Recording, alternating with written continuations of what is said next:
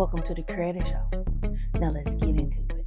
Hey, everybody, and welcome to the CRE8HER Show. I know this is not the typical time, but in order to get my guests, because it's been a long time coming. You know, when something great is about to happen, stuff always happens. So I am very grateful to have these two. At first, it was gonna be Jalitha by herself because I did not know. It may sound crazy. I did not know you was married because I saw you by yourself. Mm-hmm. And then when I was like, okay. And then I saw your husband. I said, okay. And that prompted me to do the topic, teamwork makes the dream work. Because of course, I've been keeping up with Proverbs, marching in Proverbs. And that really prompted me to do teamwork makes the dream work because, as we know, this is a quote unquote male dominated society.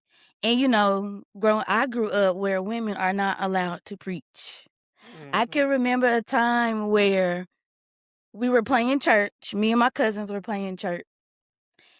And I think they dared me to be the preacher. And my grandma had like these fake books and it was my Bible or whatever. And my granny had caught me. And when I say my granny smooth went off. Wow. She smooth went off. And then on top of that, my aunt, what was weird to me, her sister is a preacher as well. So that was definitely conflicting. And I thought that was unique of how it is both of y'all preaching at the same time. Because like I said, this is a male-dominated society and women are supposed to shut up and be in the back and be quiet. But before we get into the topic, we're going to play. Well, hold on. Let me introduce my guest, first of all. So today we have, I know I get excited. I get a little too excited. So today we have the Porters. They are authors. They are leaders and entrepreneurs, and they are, how would I say it? They, would you call it a church? Would you say church? I don't know how everybody, everybody has their different types. So would you say the real ministry is your church? Yes. So they have a church that is the real ministry. I love it, but we'll get into it. So we're going to play, everybody likes this game. We're going to play This and That, and it's based on entrepreneurship. So, Okay. Night owl or early bird? It all depends. It all depends. You know, we like. I'm to like keep it you. I'm like spicy. you. It all depends. We we like to keep it spicy. So we every Friday. Well, it used to be every Friday. We'll have our couple night. No, she said night Mhm. owl. Or what is the? This is entrepreneur. It doesn't matter. Early Okay. bird. So it really doesn't matter what it is. Okay. I think we're a little of both. Yeah, I think so. Yeah. Mhm. I think both. I think there's a balance to it. Yeah. So depending on the season, right? So some seasons early, some season night owls. So Yeah. I guess I would say a balance. Me too. Unless I got to catch an early flight, then I have to get up. I have to force myself. I have to force myself to get up because Monday through Friday when I don't have nothing to do, it's a drag. But don't tell. I know she probably gonna see this, but don't tell Kim that because she gonna be on my head. Oh, she yes, gonna be you on know my she head. is. She gonna be on my head about being late. So You know she is. So do y'all do you prefer Zoom or do you like email, like meeting wise? Zoom or like Facebook? Zoom. Yeah, I like Zoom. I like Zoom. I definitely like Zoom better. Yeah. What was the other one? So what, like, social media wise? Instagram, I hate TikTok. I can't stand TikTok. Instagram or Facebook? Facebook. Yeah. I would say Facebook. You know, people been trying to get us to lean towards Instagram and TikTok. I don't know. I guess we'd be considered old school, you know, because we've been on Facebook. You know, Mhm. maybe Instagram may be better. TikTok He's might trying be to get better. over to Instagram. I'm He's trying to get trying, over but to I haven't made my well, way. not trying. His thing is he want to get more so on Instagram. Mhm. Everybody has been telling me, your voice is needed on TikTok. There are hungry people on Oh, TikTok for baby, what you're I serving. agree with them. I definitely, I've been telling her. I definitely agree. You get it just the way you are and just the passion and the fire you had. Both of y'all have, but I TikTok, you get some. I like Yeah. TikTok though. I like TikTok. I'm getting in the habit of getting on TikTok, Okay. but and then Twitter. That's the ghetto. I don't even fool with. Never I been don't on there. even. I don't fool with Twitter. That is. That's just that is just ghetto. That's compared to everything else. That's just ghetto. But so what? Like, give me y'all story because, like I said, like a force. Like, what is that Neo song? Like individually, I've seen y'all individually, and when I say it is amazes me how y'all work individual. Because like in marriage, you have to be an individual. In relationship, Mhm. period. Mhm. Mhm. And just to see y'all individually, but then when y'all come together and then y'all balance each other out. And I've seen marriages where people are not equally yoked. And it ain't my business because I'm single and I stay in single people's business. But just as a person who wants to have that one day, I still, I still watch and how do y'all manage? Because a lot of people can't work with their significant other. And I can see the balance and like y'all don't like on live you can see it how y'all don't cut each other off. You know, that thing of like, excuse me, you go ahead, do that and I just like the fact that he lets you be you, you know. So how are y'all able to balance that out? What you got? So, first you asked what's our story. Yeah. We kind Mhm. of we met in high school, and Mhm. we crushed on each other. It didn't work at that moment, and kind of she graduated, came back around. We started kicking it. She got pregnant, and we was young parents. Mhm. And in the beginning, it really wasn't love, and we discovered it wasn't love years later because we was maturing, we was growing. And it was really a process. Where we started the foundation on, which was lustful desires, which was sin. It made us collapse a lot because the foundation wasn't set. And then it came a time in our life where we started going into ministry together. Because she was raised in ministry, and I wasn't. Mhm. So I was a street dude. And she had some teaching, she had some relationship with God. And we had to go through a process, and it didn't, how it look now, it wasn't like this. I Mhm. mean, if people Mhm. really know, the mud, because we had to get out the mud, and Mhm. this is why we coming out with a book called From Partners in Crime to Partners in Christ. Because Mhm. again, we was partners in crime. I mean, we running the highways, making drops in New Orleans, Louisiana, and it was a process. And then we started ministry, but we was in religion in our relationship. And it wasn't Mhm. until we started getting into a relationship with God where we discovered that the trauma, that we was bonded through trauma. It was trauma bonds, and we had to heal to be able to really love each other, to get to this place we at now. And it took healing from both of us. I was a prideful man. I didn't have a lot of communication skills. I wasn't raised in a home with those dynamics where communication was done right. And so I failed a lot in my marriage. I failed, Mhm. even being a parent. But again, you have to be in that place where you want to mature as a person, like you said, as an individual. Definitely. You have to mature as an Mhm. individual first. Mm. And we both went through that individual season of healing by ourselves to be better for each other. And so what people seeing now is us going through an individual process of healing and then us going through a process of healing together, and this is where we at now.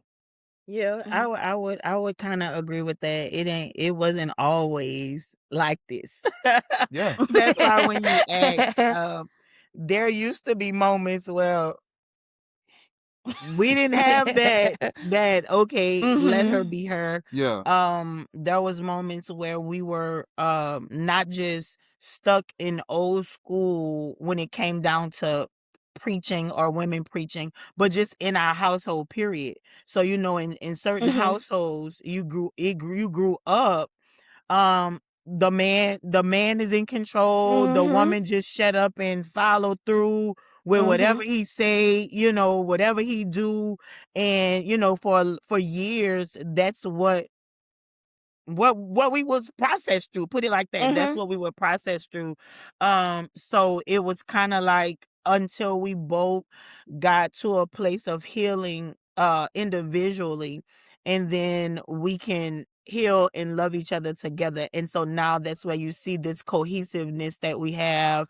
That's where now you see this like like you say, okay, she is no cutting off here, and we work together. We work Mhm. together well, independently as well as when we come together collectively. But it took some processing, it took some prayers, it took some healing, it took some surrender. Mhm. It took some real surrender for him to divorce the thought. He grew up, his grandfather was military, right? Yeah. Or so they Uh-huh. usually the time is like the woman kind of like stay home, tend to the house, Mhm. tend to the children. And that wasn't me. I'm like, hey, we in this thing together. I'm going Mhm. this, so it was a lot of processing that we had to work through, and even individually first before we got to where we are now. Um, yeah, and so that's why you can see this. Like this morning, we didn't even see each other in what we was gonna wear. Well, Yeah. I didn't pay attention to him and what he was gonna wear, and we end up Mhm. wearing the opposite shirts that we have. So it's like it's once you become whole yourself, then you can become one together with somebody else. Absolutely. I definitely agree. Because I know we know the dating pool has all kinds of contamination in it, and being 36, and I was raised, I didn't realize till I got older, and I like reflect back because I was pretty much raised by my grandparents, and they were together when they were like teenagers. Mhm. So just having that love and that I seen, and I didn't realize it until I got older when I didn't realize like relationship wise. I thought back as I got older and I got wiser. I was like, you had the whole example there that whole time. Mhm. But I Mhm. think, like y'all always talk about being wiser and learning your lesson, it was like, had I paid attention to that, I never would have been through the lessons that I've, Mhm. been through. Mhm. And Mhm. like I said, Mhm. my grandfather, who has passed away, it's been 21. What is 26? It'll be 5 years in Okay. August. And the way that, because I come, I have men in my family are military, but at the same time, they let them, handle. But my grandfather, he was very stern and firm. He let you do what but he only had to tell you once. My grandfather, he didn't play those games. He was that type. Even with my granny, he was like, I'm only tell you once. And, my uncles are like that too. I'm only tell you once. I'm gonna let you fall and bump your head. And that's what is amazing. And y'all kind of remind me of my grandparents. I seen my Wow. grandmother be sick and my grandfather just take care of her when she had breast cancer. Wow. And just like sat there and just took care, because any other man would have been like, okay, I'm gone, catch out, I'm gone. My grandfather, just, took care of her. Yeah. And then my grandmother took care of my grandfather, same thing, took care of him while up, when he started getting sick until he passed away. Wow.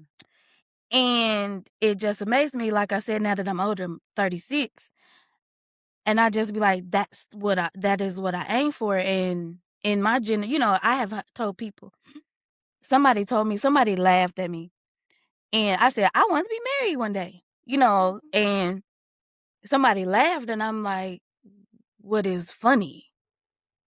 And like, marriage is not for, I'm just gonna say, some people don't want to get married, and you don't want to, you know, push that on nobody, and somebody laugh.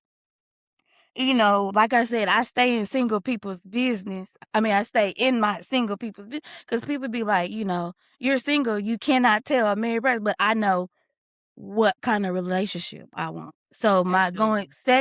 segue into my next question: how, navigating for a single person like me, navigating, trying not to be in married people's business.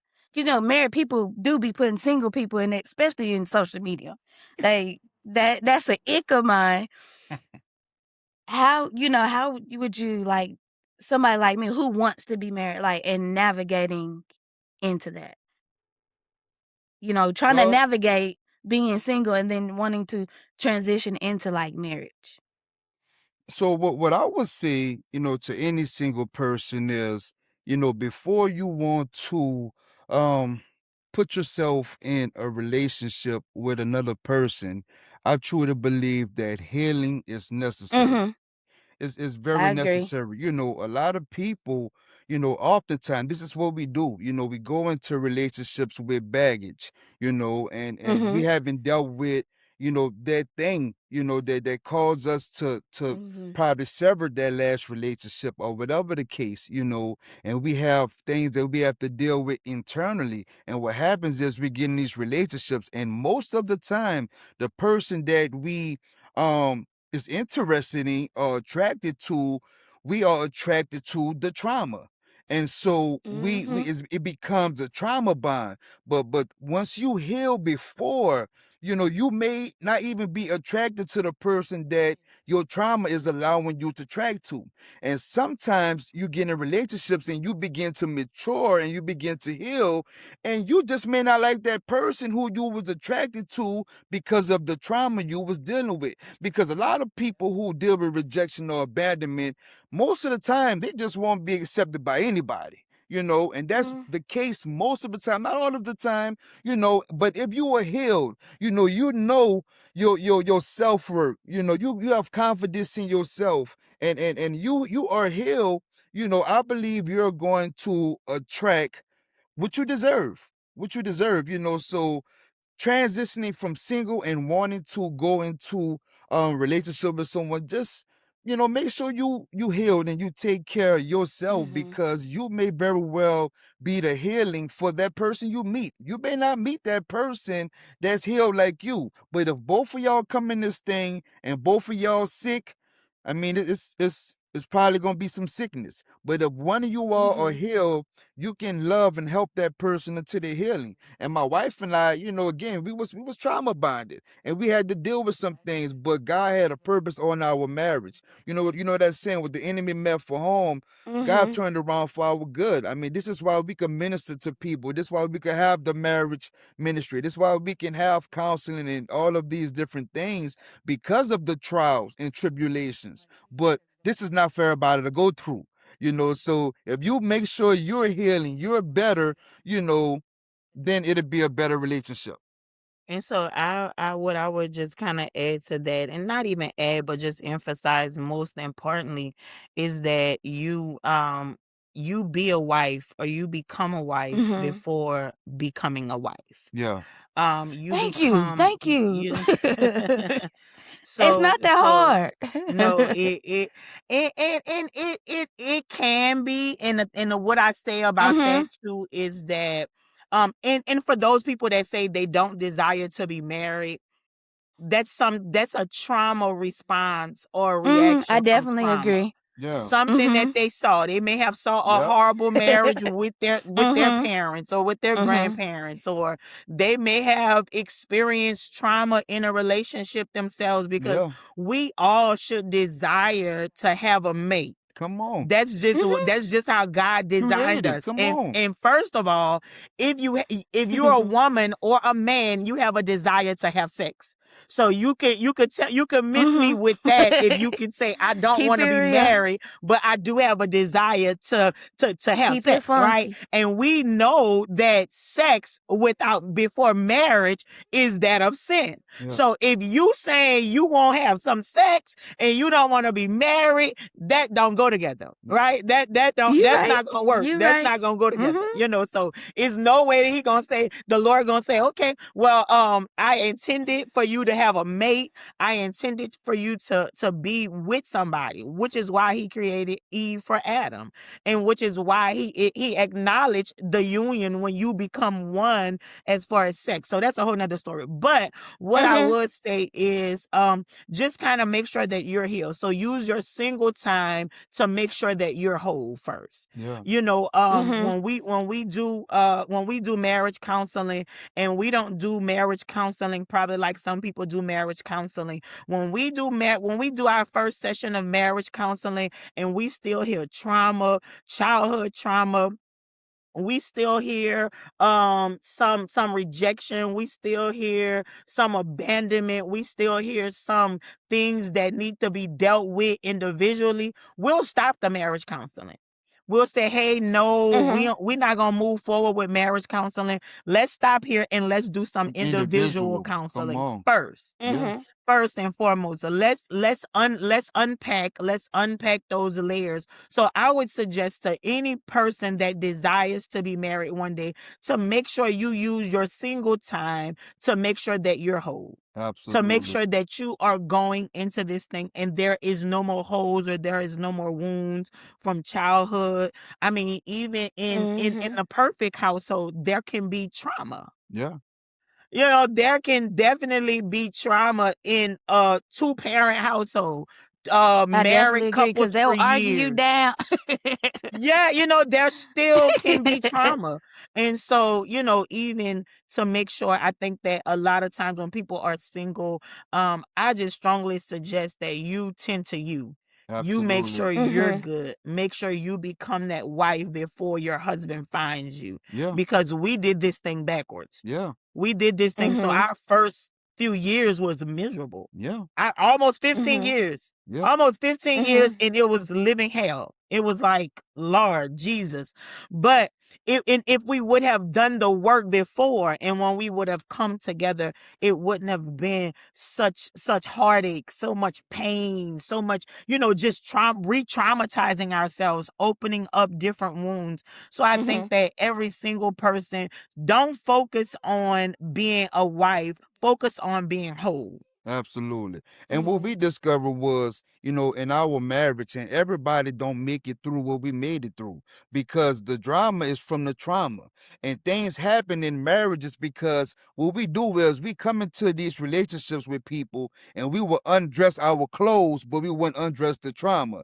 And so now we get Mhm. closer built on lust and not love. Because if you're not healed, you will never be able to fully love, That's right. because something happened. You're going to be triggered from the trauma, emotions, and all of these things. And when you're supposed to be loving, you're feeling emotions. And so we went through some drama, but we was mature enough, as time went, to see, man, this is from the trauma. Like we going against each other. Well, we want to be together. We want to stay in the word, but why can't we make it work? And so we had to Mhm. go to the root. But if you come into this thing already healed, already in that process of being made whole, come on, you can't come in there with all that trauma, because that relationship gonna have drama. Yeah. Yeah, I definitely agree. Like you said, people, one, from my experiences in general, like, people don't want to do the work.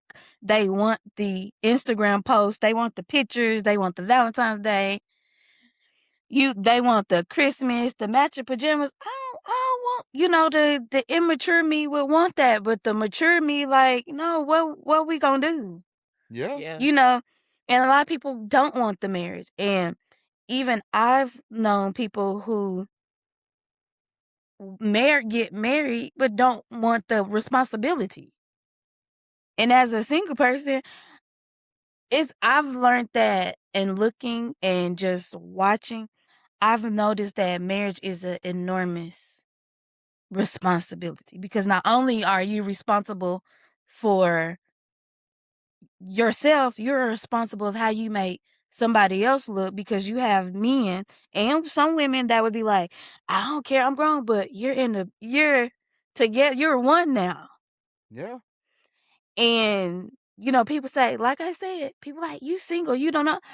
It just makes sense. It doesn't take rocket science Yeah. to be like, okay, I'm responsible for him, I'm responsible for her. Especially when people pray for something. And I've learned myself, people pray for something all the time. It's not how you want it to look. It's not going to be all pretty and wrapped up. You're going to be tested and you're going to be tried. Yeah. And if it's not, because you know how we get like kids, when it's something, it's not what we want, we throw a tension. All right, bet. Most High going to be like, all right, bet. I'll take it away. And I tell this story time and time again, where I didn't want to do this.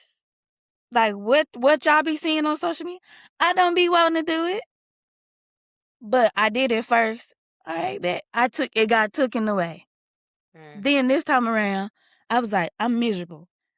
I can we reconvene? Can we redo this over again? I was like, I promise you, if we do this again, I'll do it right.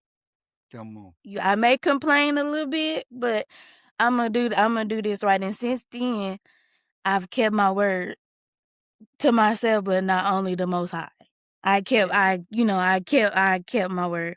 And to go back to even, I want to get into the foundation, just in general. I grew up in the church as well, just like you, Jalitha. I grew up in the church as well.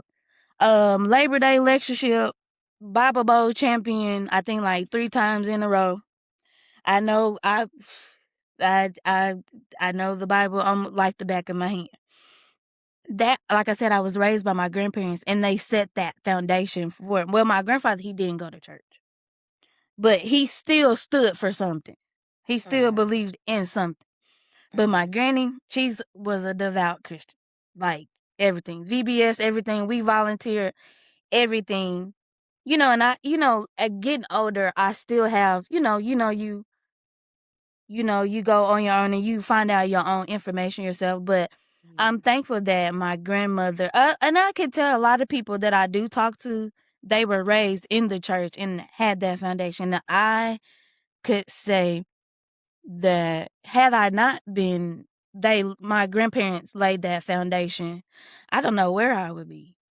Especially especially with going to just church and just believing in something, and I wouldn't, believe, even though I have some church hurt that that I'm currently working through at this age of 36, that I'm, working through it.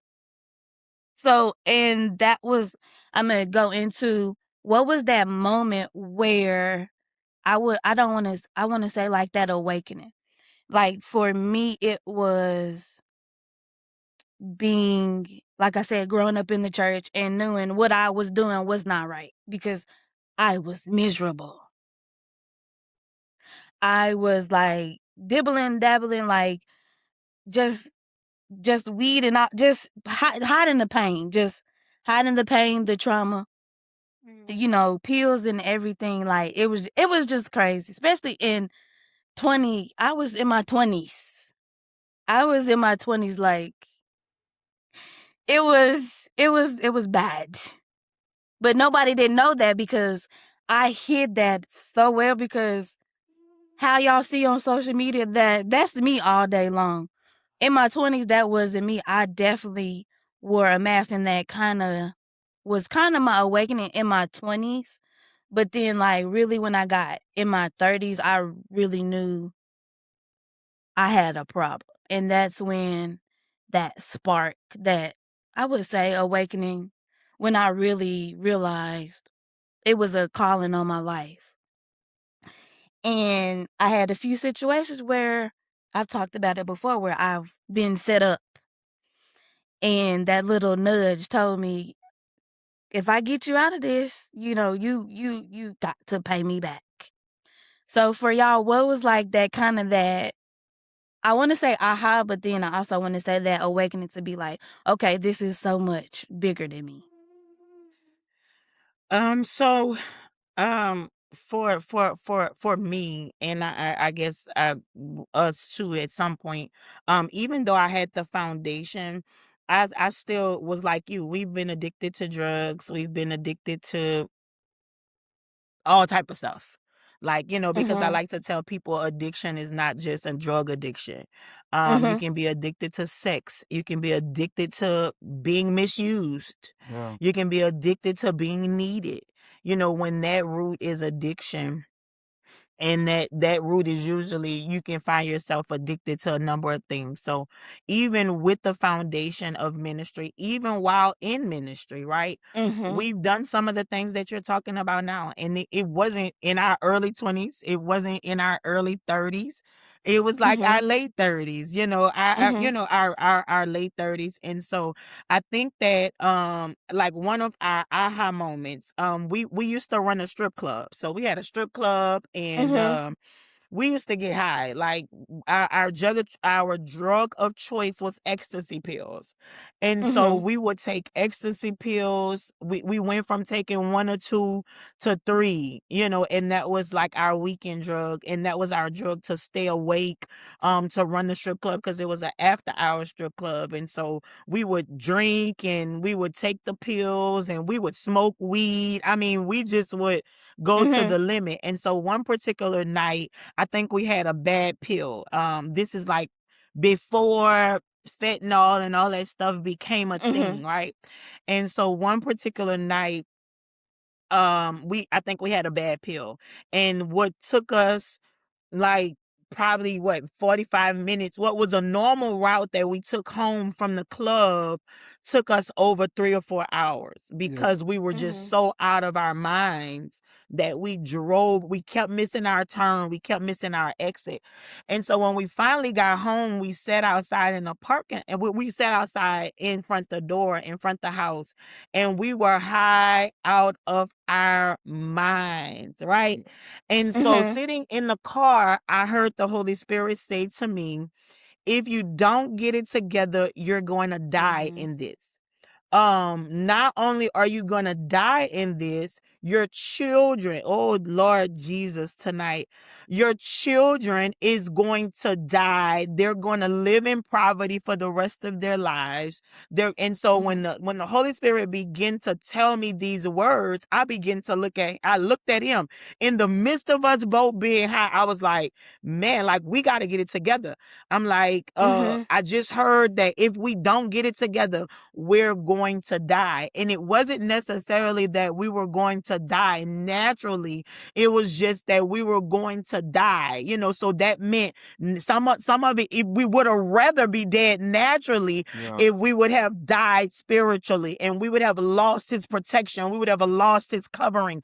And so when the Holy Spirit said that to us, and that was probably about now today, maybe about 5 years ago, maybe 5, 6 years ago, right?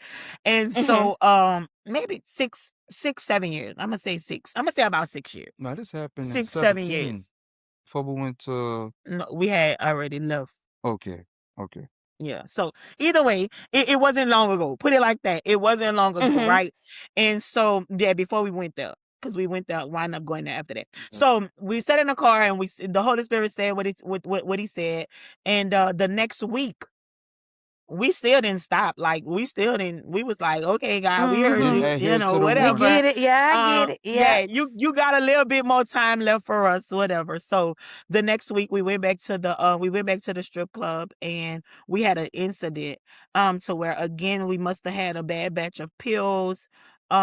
we Mhm. wind up getting into it with one of the dancers in the club. And so, because she was trying not to pay, so we locked her in. We locked. I said lock the doors, so we locked the doors.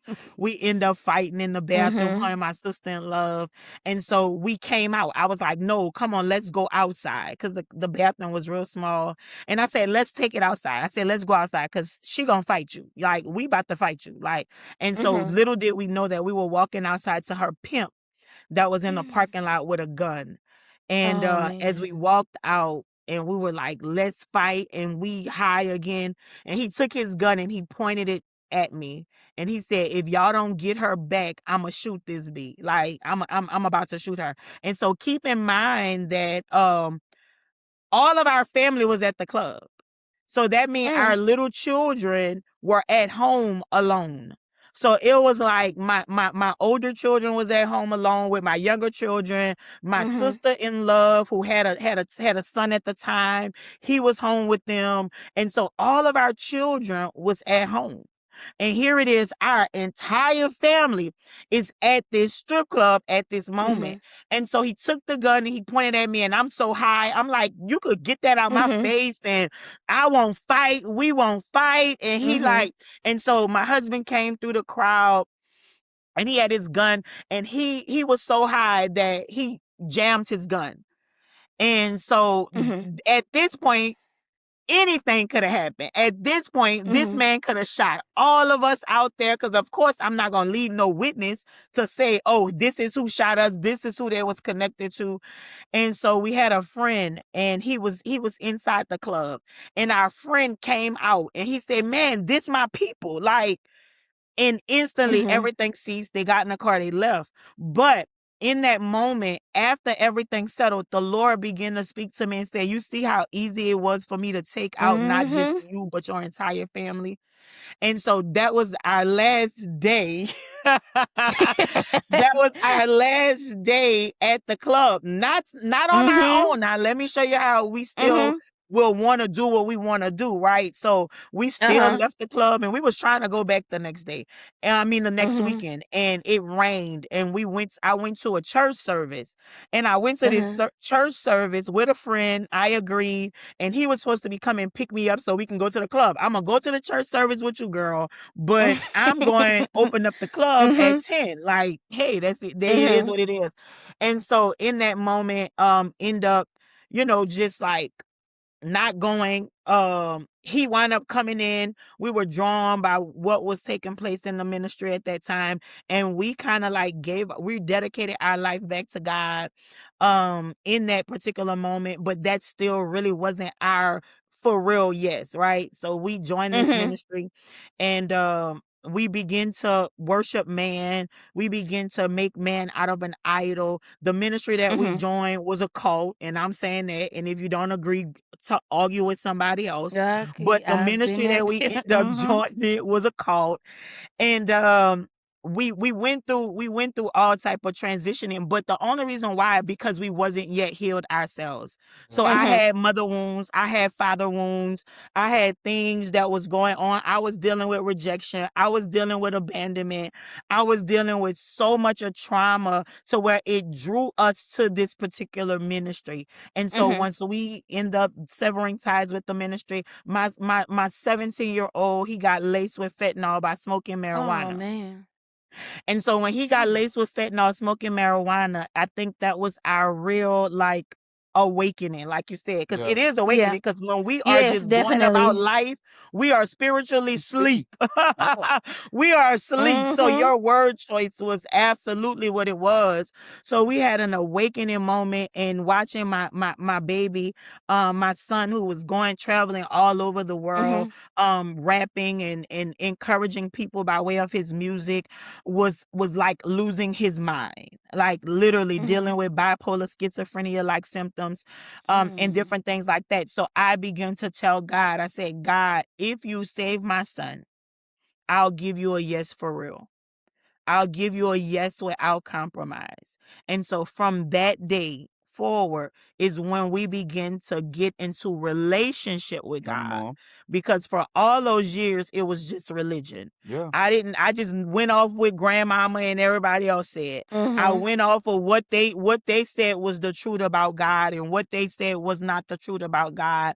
And so I would say that we had a nudging, an aha in that Yes. car that day, Mm-hmm. but our true awakening wasn't until I had to watch my 17-year-old pretty much lose his mind and revert back to a child where we had to dress him and we had to run back and forth to the hospital.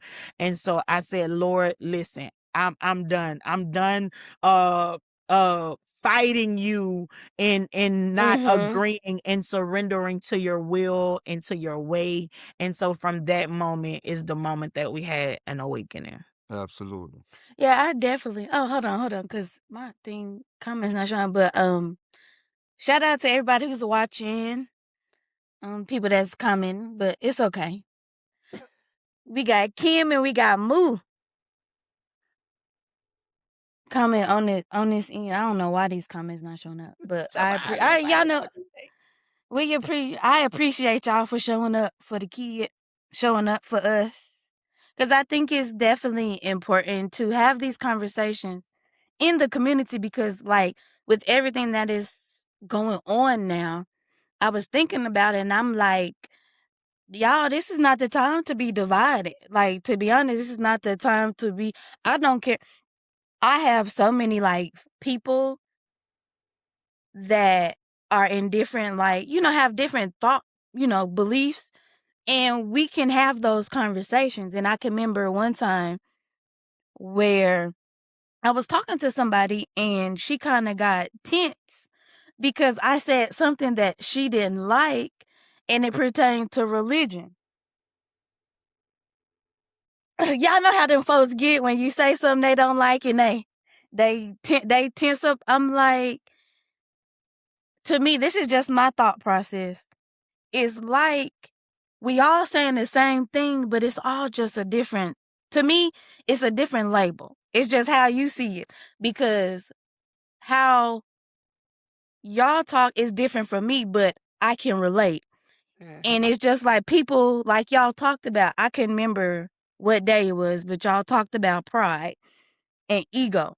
Like, we so much in our ego. It's like, okay, I'm right, you're wrong. But at the same time, in my world, I'm right. But who am I to tell y'all that y'all not right? Yeah. And like I said, because I grew up where it was just that Church of Christ was just it. But it made me think that I didn't have to like nobody else. It was just like Church of Christ, that was it. I'm just gonna be in my bubble. That's just how it went in my granny's household. But then as I got older and started to experience more people, I'm sitting here like, this is not, this is, God is love, then why am I hating somebody because they think different than I do?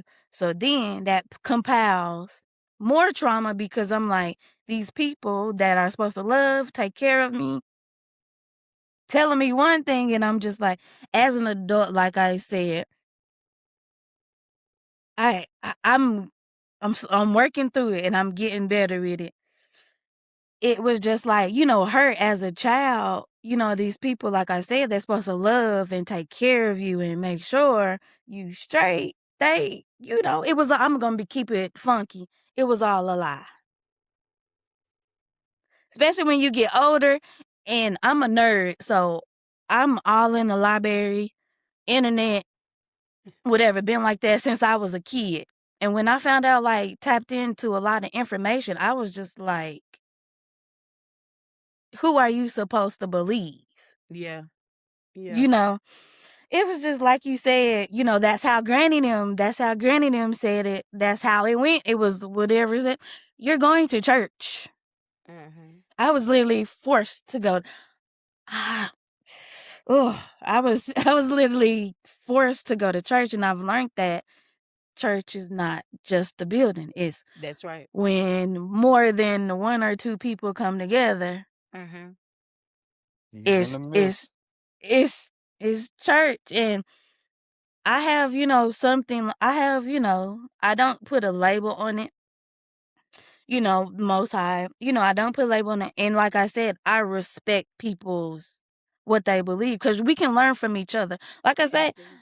I have had Kim not tagged me in none of y'all stuff, I probably would not have been like, I think I've been in like 2 weeks, popping in like 2 weeks, and that really kind of made me be more aware and be more mature, Wow. and be more wiser in Wow. the way I see the world. Wow. Hmm. Even though I'm older now, I'm being more wiser. Come Because on. with, maturity, age doesn't make you wiser. Come on. Mm-mm. Mm-mm. Come on. I've learned that just because, you're older than me don't mean you know everything. Because I've ran into a lot of people who are older than me, but you're They immature. foolish. They fools. Let me say it. Like y'all I'll say Yeah, it. said, and I was like about to say I'll that. say, let me You tell you know, something. Let me tell you something about me. I'll say whatever you don't feel comfortable saying about religion, about the church, about the division, about all of mm-hmm, that. I'll say it because I ain't scared. come on. I ain't scared not one bit. Because you one know, thing about it is, and that's why a lot of people don't receive me or us, because it's all about God for us, and mm-hmm, and one thing I can say, even to what you were saying, the foundation of division started when we started having denominations. I Denomination was the definitely start of agree. division. You I definitely in the agree. Bible, you can, in those Bible scholars or those people that are stuck on religion, I want you to come and show me and tell me where there was a Church of God in Christ. I want you to come and I want you to show me where there was a Baptist Mm-hmm, religion. I want you to come and show me these things to support the fact that at the root of denomination is when division started. So we have been divided without even knowing that we were divided, right? And so even in that, what you were talking about, it makes it a cult. So it no longer becomes a church, it becomes a cult, it becomes a yep, clique, it becomes a gang, because like you said, if you're not Church of God in Christ or whatever, yep, whatever it is, if you're not mm-hmm, Kojic or you're not this or you're not that, then the way we do it is the way it's supposed to be done. And so now I'm looking at you like, you're not moving in the right direction, when the word tells us that we are one body, thank you, Jesus, but many members. So mm-hmm, everything, like you're saying right now, when you know that you are truly connected to the body, you're going to be saying the same things, even though you may mm-hmm, be saying it differently. Like you said, y'all may talk like this and I may say it like this, but at the end, it's a part of being a part of that one body. So yep, a lot of people, they are segregated and they are divided by religion and denomination. And so a lot of religion is just rituals, right? And so what they don't yep, want to deal with and what they don't want to tap into is that a lot of the stuff that we do in religion is tradition. A lot of the stuff that you hear is tradition. One man said it and he mm-hmm, did it that way. So that, and guess what? That man wasn't the man that we're supposed to be following. We're supposed to be following Jesus the Christ, right? So even though it's because of mm-hmm, how Grandpa did it, because we are Baptists, so this is the way. So it's a lot. So if they don't even want, they don't, a lot of religious folks don't even want to have this conversation with me, because they I'm gonna sure. just tell you exactly what it is. A lot of this Mm-hmm, is a bunch of rituals and witchcraft and tradition, right? Okay, because what is witchcraft? Rituals, right? So a lot of this stuff, sometimes people operate in rituals while they're doing witchcraft. And so what they don't want to tap into, a lot of these people are just a bunch of witches and warlocks that's calling themselves leaders and pastors and after God's heart, and far from it. mm-hmm, Yeah. And this is why it's important that we get in relationship with God. Period. Because when you look back at our ancestors, our family, those who were in church, if you pay attention to the home dynamics, you will see that they was doing church, but they wasn't doing God. You will see Yep. the unforgiveness. You will see, that they're, trying to please man. You will see all of these different dynamics. And this is why generational curses, generational cycles is being passed down and it's not being broken. It's because they're just doing church. And then I fast forward to now, seeing how I'm doing God, and I'm seeing how chains are being broken, how cycles being destroyed, how the generational curses are being broken. Is because we're not caught up in religion and we're in relationship. And when you're doing God, there's just not some things you can't do. How grandma or auntie can be in church and have unforgiveness, telling you don't go by this relative, don't go by this relative. Man, come on, that's division. God is love. And so even though you going to church every Sunday, even though you act is a facade, it wasn't no real relationship, and so man, it's just it's a lot, that we really don't talk about, because the church, they will really get mad when you start talking like this. There's a lot of people that's doing They church don't, and they and don't not like doing it. God. There's a lot They of don't like it. pastors, preachers, apostles, all of these people that's still dealing with trauma, still haven't healed. They was put in position because you was up next according to how long you've been in ministry, because it was passed down by the dad. And none of these people is really doing God. They want things to be done their way, or they're doing it the way that was taught from the person before them. But when you're religious with God, God teaches you the way. He teaches you his wisdom. And we've been passed down religion and not God wisdom. And this is why we're still able to make foolish Yeah. decisions in the church. I definitely, like I said, I grew up in the church, and like Jalita said, it is just like a gang. But then when you think about it, even I can remember as a kid, the business it's division in the church though. Yeah. Somebody's business in the church. Yeah. Why am I, as a 8-year-old, having somebody come to the pulpit airing out somebody else's dirty laundry when you're supposed to be praying for that person? That's Yeah. why I said I have so much reservation when it comes to the church. And as I said, I have gained my voice of I guarantee this is why I've got this platform, because it's just like like I said, I have reservations about it. Just thinking about it as a 8-year-old and people's business and people getting into it at church. And as a kid, I'm like thinking about it. And I'm 8 now. I'm thinking as an 8-year-old, if God is love, why are y'all acting like fools on the parking lot? Now you're not at nowhere else, but you at the parking in the parking lot on the church. I'm a kid seeing people getting into it at church, but God is love. We all supposed to be Christ-like and move like. I'm not. Even now, older and thinking about it, I'm sitting here like, now I see why I'm upset, because I'm like, I like I said, I'm by far from perfect, but just thinking about things that I went through as a child, and it was like, why though, And like I said, when it'll detail it in my book, and just stuff that I have not talked about or whatever. And I'm gonna say this. I'm gonna ask you this: with y'all having children, and I commend y'all, for breaking the chains for your children. And because for me, that's just the way that I am. Yeah. We have those family members that'll be like, this will get into what I'm about to ask next.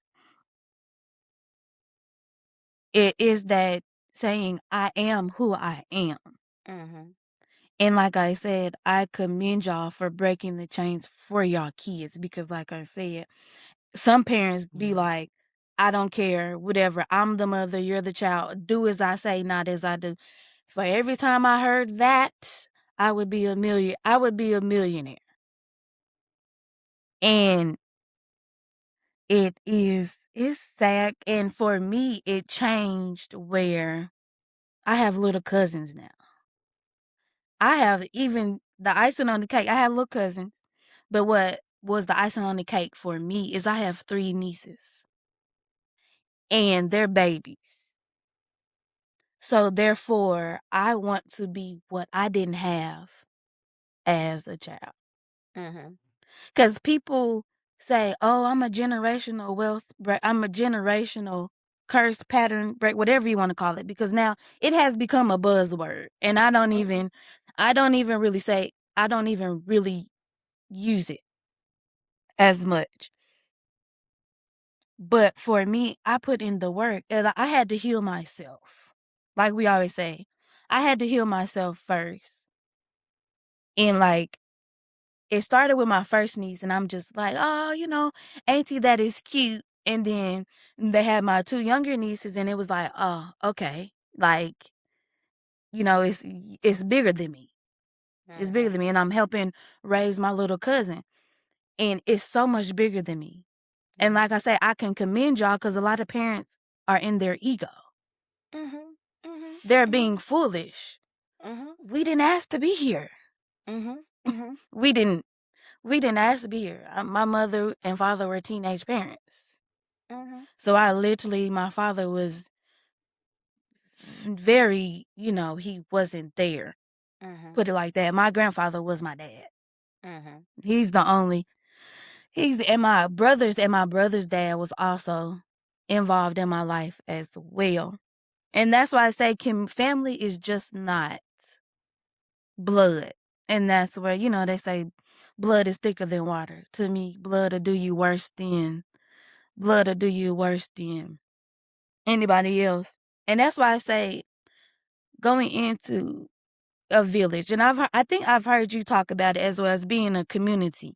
Like I said, we all a family. Like and it's funny that we say that.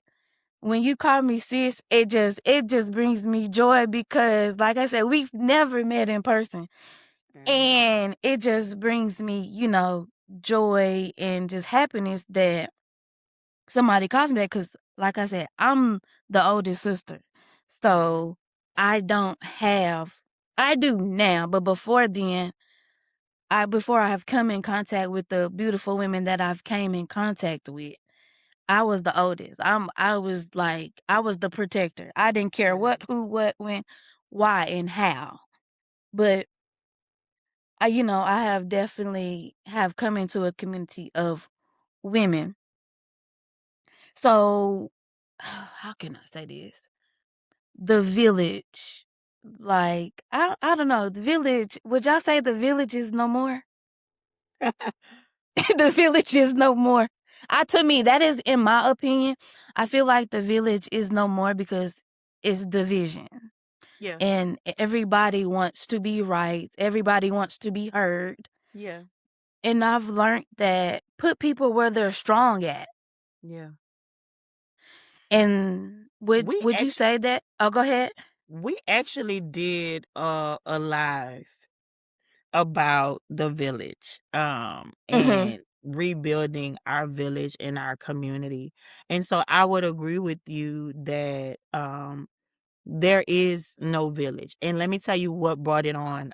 We had a brother in Christ that while the time when the government shutdown happened and everything was going on last year, he posted something along those lines. Like I remember when we was a village, like when we would look out for each other, when when it wouldn't have been no thing about, oh, what we gonna do, how we gonna eat, because they was talking about stopping they didn't know if the food stamps was gonna come for Thanksgiving. And a lot of people was worried, and people were worried about getting governmental benefits and different things like that. And one thing about it, there is no no village anymore, because of, like you said, division. Every man for themselves. Mhm. We have adopted this, every man for himself. As long as me and my family is okay, as long as me and my people Mhm. around me is okay, then we're okay, right?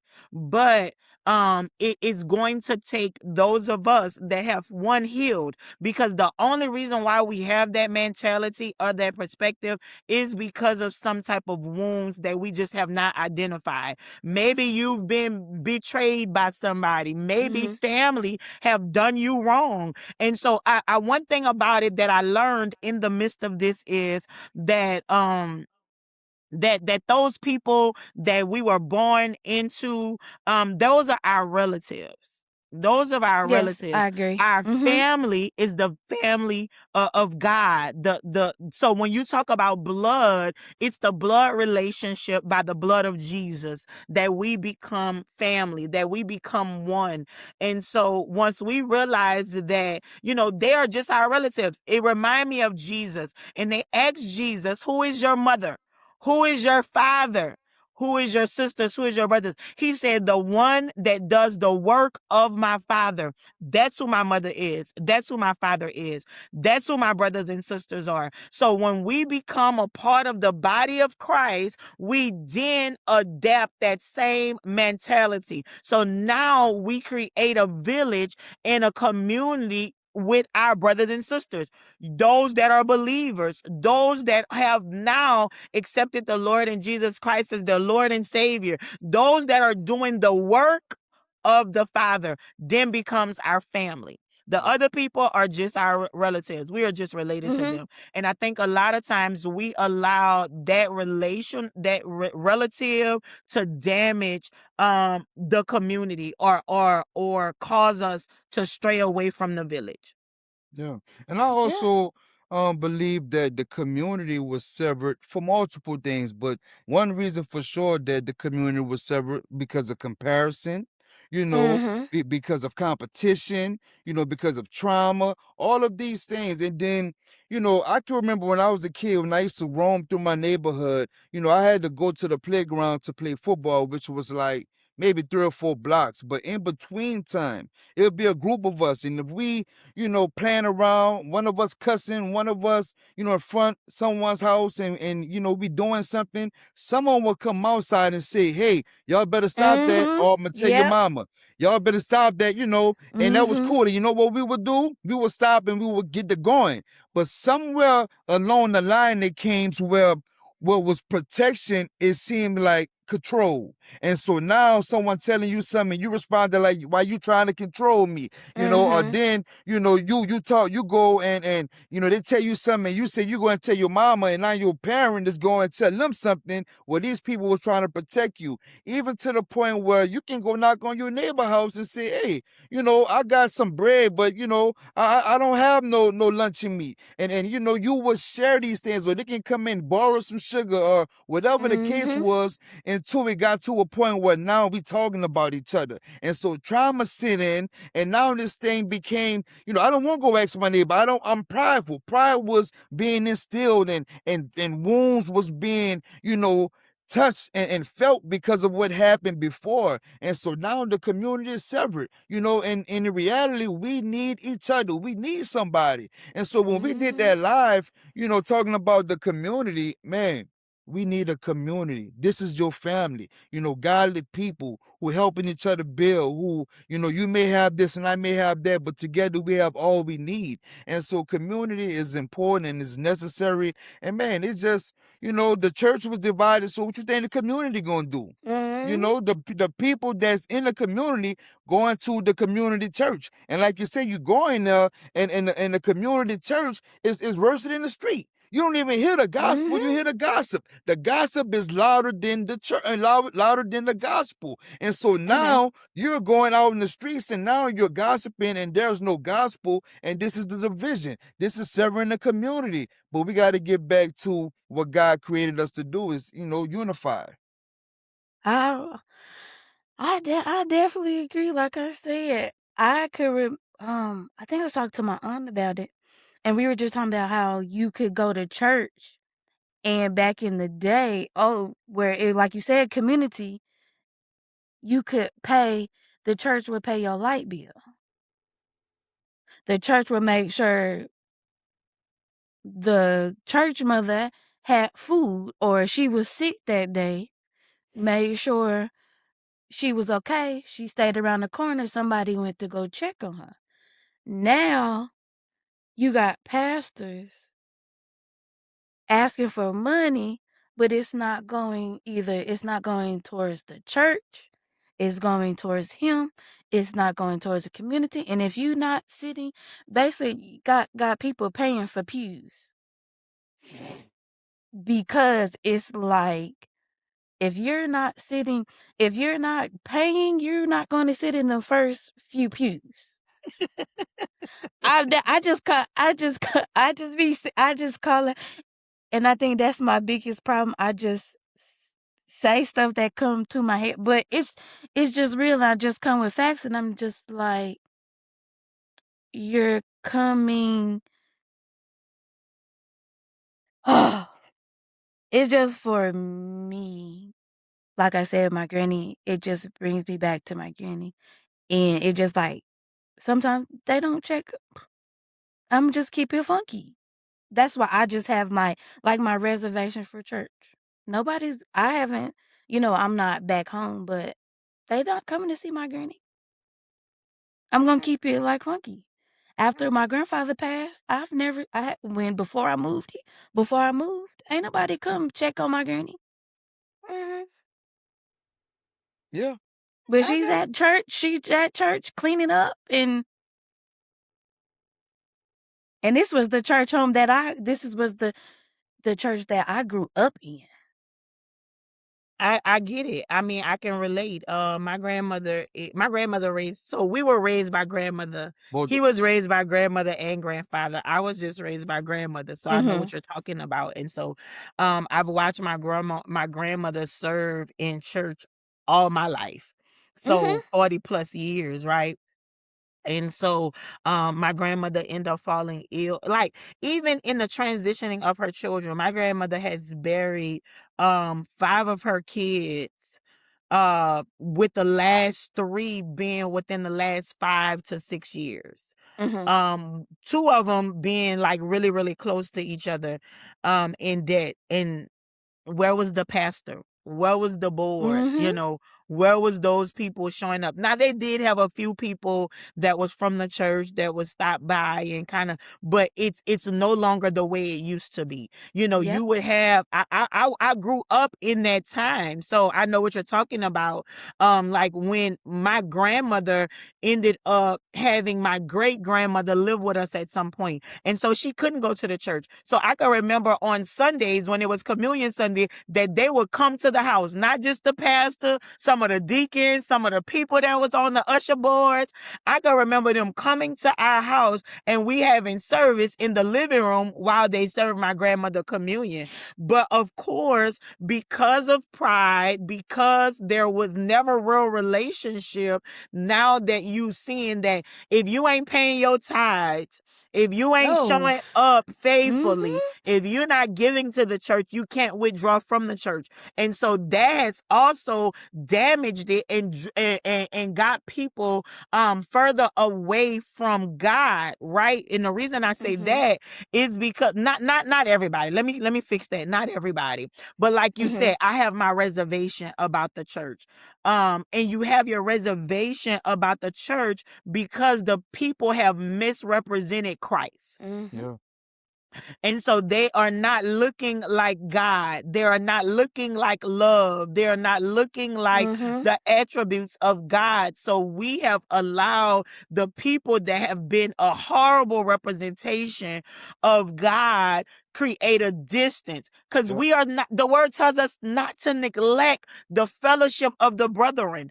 And so a lot of us, we're neglecting the fellowship Yeah. because we know that we are the church. The church is, we are the church. When we talk about Bible, and the word tells us that he's going to be coming back for his church. He even compares us to the bride. The groom is going to be coming back for the bride, or he's speaking to the church. The church is us individually. Yeah. And so I think a lot of misrepresentation has caused people to have hesitation and caused people to not even want to fool with the village or the community, because it be a thing that now, back in the day, like you said, you can go to the church and get your light bill paid. Now you can't go to the church and get no light bill paid if you ain't depositing nothing in the church. And even if you deposit something in the church, they got to check and see how much you've paid.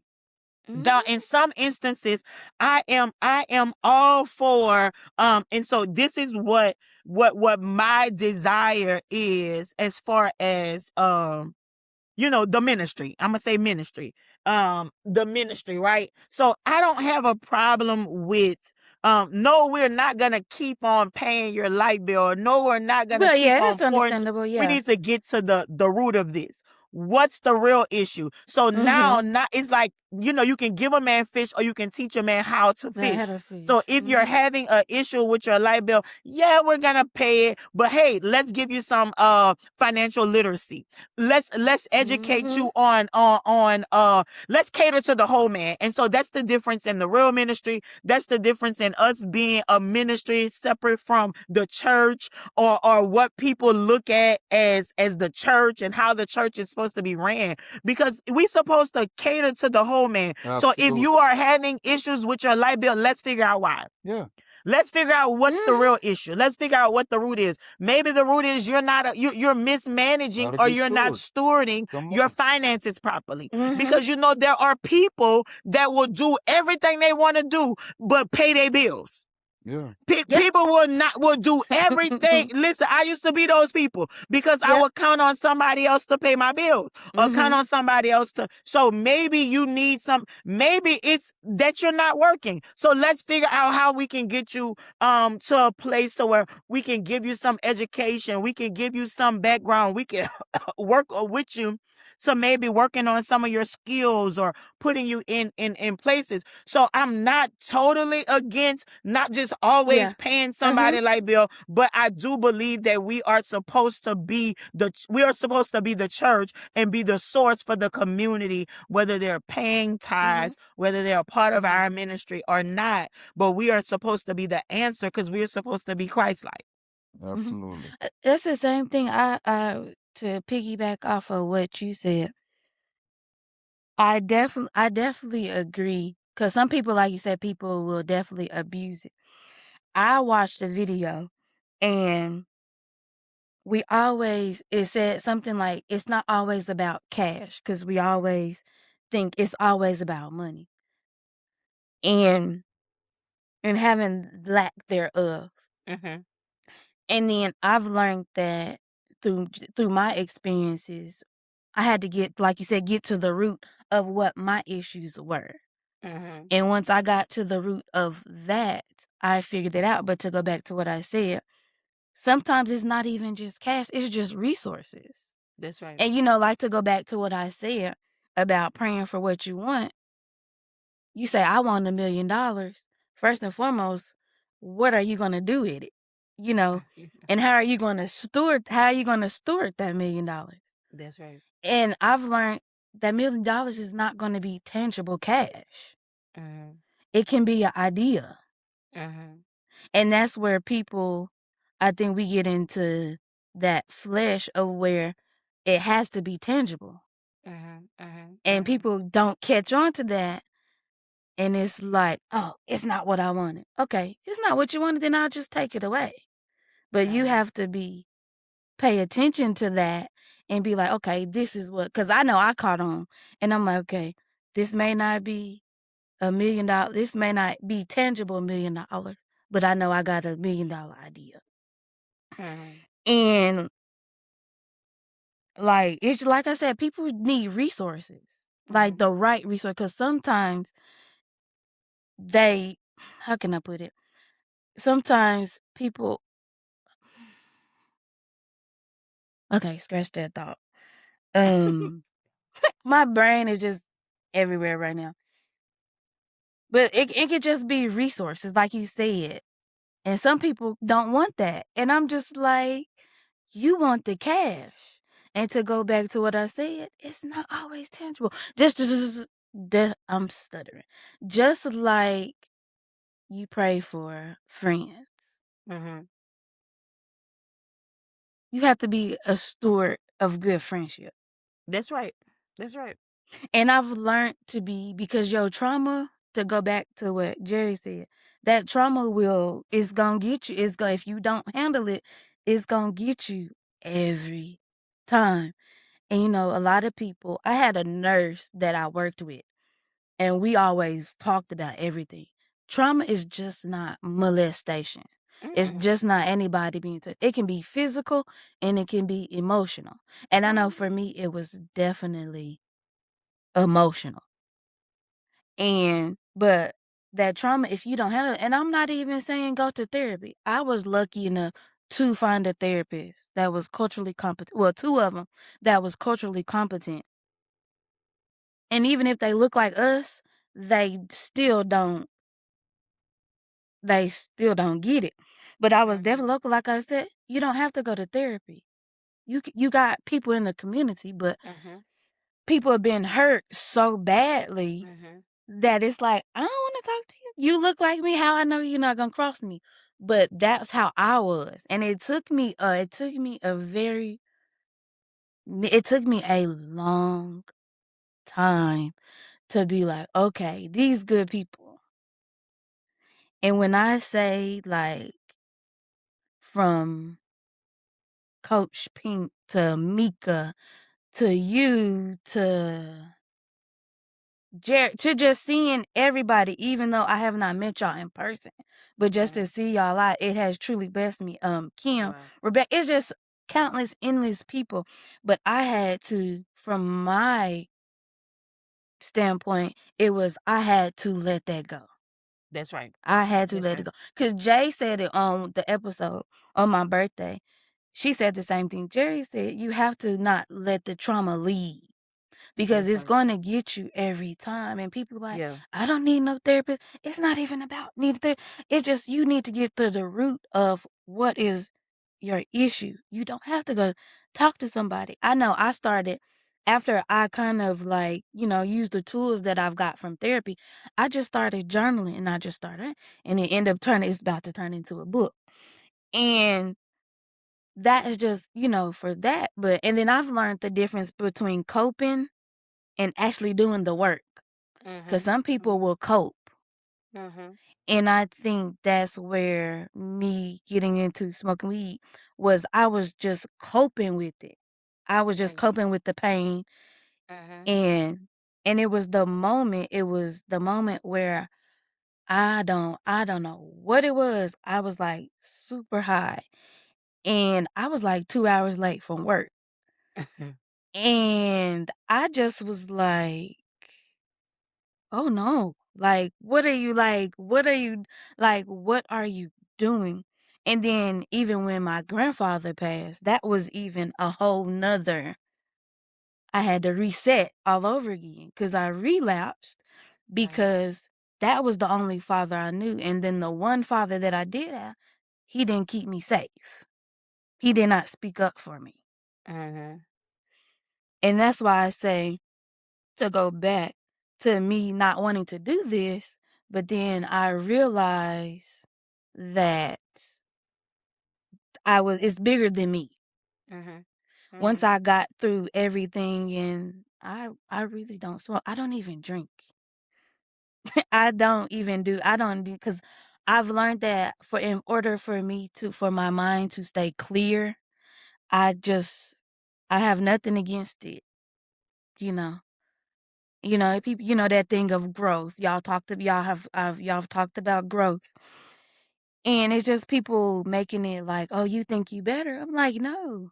Like I said, that people pleasing, all that has gone out the window like that. What was that off of Diary of a Mad Black Woman? And she said, Christina, that's how I am. And it's like, I'm there, there are no more. And I knew when this came back the second time around, I was like, oh, it's so much bigger than me. And like I said, I had to get out my pride and ego. Cause just like men can be in their pride and ego, I've Yeah. met some women that can be in their pride and ego. Absolutely.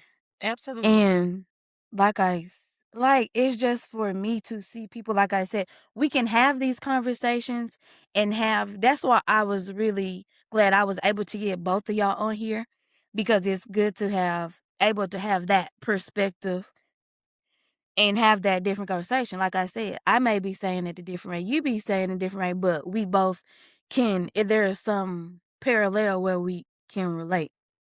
Absolutely.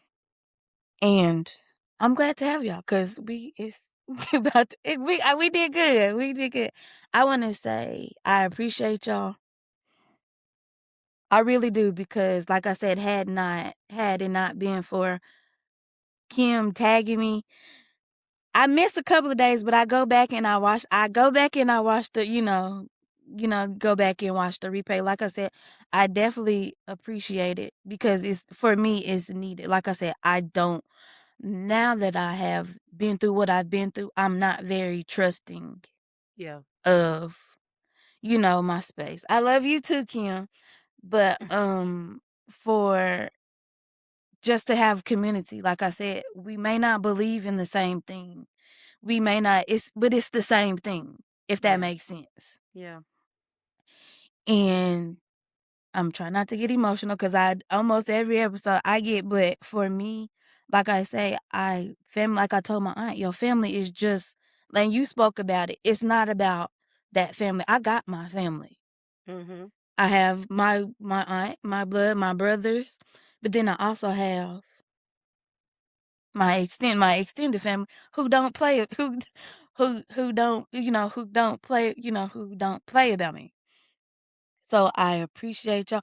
I've been I'm thinking about probably have to bring y'all back, because I'm working on Patreon, and that's when we go a little, have the real conversations. So the real, because that's what the We world love the real needs is. conversations. Absolutely. I love the no fluff. I don't do no Yeah. fluff. You get nothing from no fluff. And Yeah. I've talked about it before, working on Patreon, and see how I want to go about that, because the views have been going up, and I'm like, it's kind of trying to make that transition. So I'm definitely gonna have to bring y'all back, because like I said, it's appreciated, because that balance, because like I said, to go back what I said earlier about, it's like men, it's like, you sit down, you be quiet, you shut up, but you don't know what that woman knows.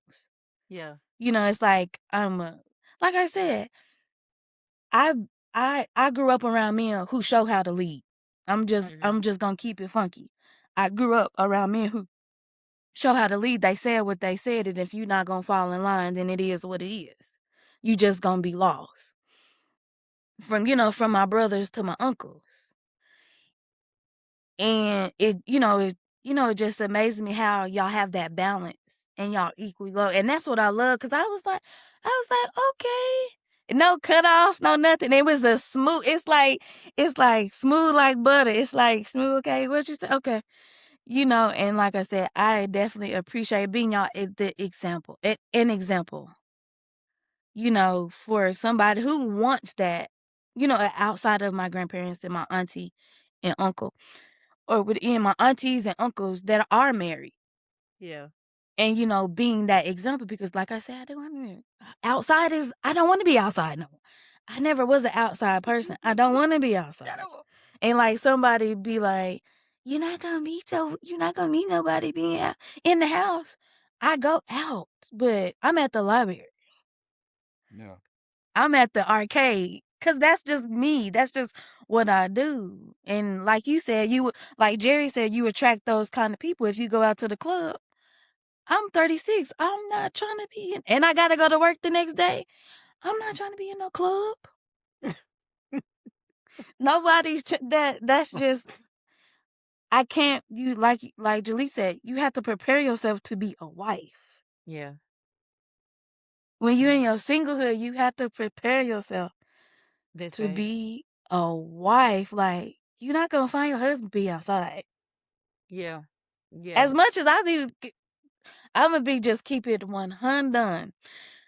My flesh be fine because I want to be outside. I want to have fun. I want to, have a hot girl summer. But when you when you got a business, ain't no hot girl summer.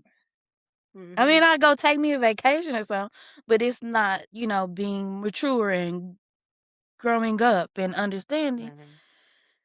It's just some things you got to sacrifice. That's you right. you know you got That's to right. sacrifice because then when you transition into being a wife, gonna be like, oh, okay.